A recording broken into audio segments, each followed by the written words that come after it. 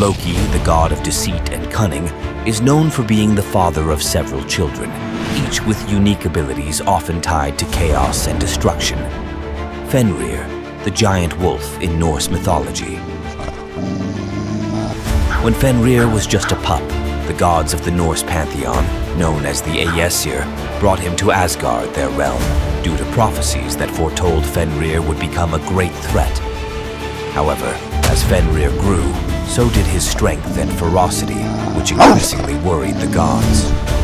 The gods decided to bind Fenrir to contain him, but the wolf proved too strong for any chain. First, they tried to restrain him with a chain called Liding, but Fenrir broke it easily. Then, they attempted to bind him with a stronger chain named Dromi, but Fenrir shattered that as well. Finally, the gods sought the help of the dwarves to create a magical chain strong enough to hold Fenrir. This chain, called Gleipnir, was made of impossible things, such as the sound of a cat's footsteps, a woman's beard, the roots of a mountain, a fish's breath, and a bird's saliva. Although Fenrir suspected the god's intentions, he agreed to be bound with Gleipnir to prove his strength. When the gods challenged Fenrir to break the chain, he grew suspicious, but eventually agreed. However, once the gods had bound him with Gleipnir, Fenrir realized he could not break it and became even more enraged. The gods, fearful of his fury, placed a sword in his mouth to keep it open and prevent him from biting. During Ragnarok, Fenrir will break free from his chains and unleash his wrath upon the gods. In the final battle, he will fight against Odin and kill him before being slain by Odin's son, Vidar, who will defeat and kill him, thus avenging his father.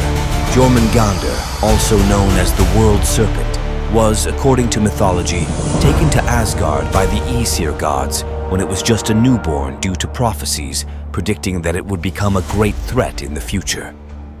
However, like its siblings, Jormungandr quickly grew and became too dangerous to control.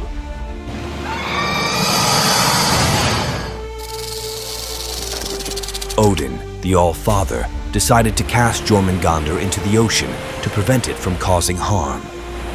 The world serpent grew so large that it encircled the earth and bit its own tail, forming an infinite circle that symbolized eternity. It was named Jormungandr, the world serpent, because its size was so immense that nothing could be seen beyond it. Jormungandr became a feared figure among Norse sailors, who believed that its presence in the ocean caused storms and tsunamis. Its existence was a constant reminder of the chaos and destruction that could be unleashed upon the world. Furthermore, it was prophesied that during Ragnarok, the end of the world in Norse mythology, Jormungandr would play a crucial role. During Ragnarok, Jormungandr will rise from the ocean and face Thor, the god of thunder, and the hammer. The battle between Thor and Jormungandr will be both epic and catastrophic, with both inflicting mortal wounds upon each other. In the end, Thor will manage to kill Jormungandr, but he will also succumb to the injuries he received during the battle. Next is Hila, the goddess of death and queen of Helheim. Unlike her brothers, Hila is not as prominently mentioned in Norse sagas and poems. According to legend, when Odin, the All-Father, learned of Hila's existence, he became alarmed by the potential danger she posed and decided to banish her to Helheim, the realm of the dead, where she became its ruler. Helheim is a grim and cold place where the souls of those who did not die in battle are sent for eternal rest. Hela is described as a figure who is half alive and half dead, with a grim and sinister appearance. She is often depicted as a pale woman, with half of her body covered by a funeral shroud or wrapped in shadows.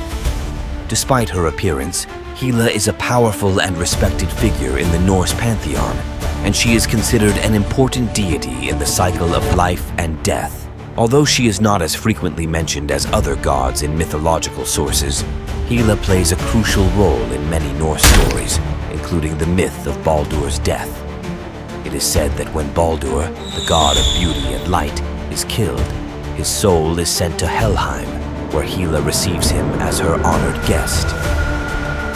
Hila set the condition that to return Baldur, all things must weep for his death. The gods found a giantess named Thok in a cave and pleaded with her to shed tears so that Baldur could return. However, Thok refused and was the only being who did not weep for Baldur, saying, "Let Hila keep what she has," thus preventing Baldur's return from the underworld.